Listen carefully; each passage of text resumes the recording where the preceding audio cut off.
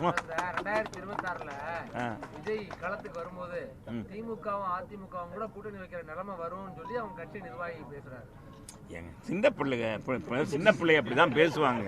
பேசும்போது அப்படி இதெல்லாம் ஒரு இதானு 26 வரும்போது பார்த்துக்கலாம்.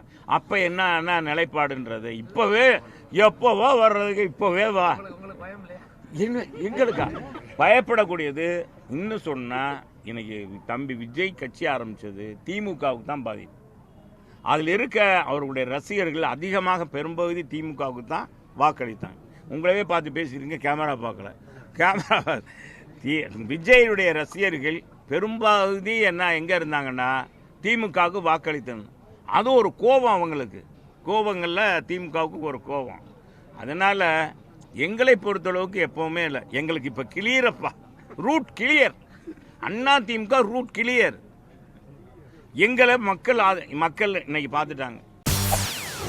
செய்திகளை உடனுக்குடன் தெரிந்து கொள்ள உடனே சப்ஸ்கிரைப் பண்ணுங்க.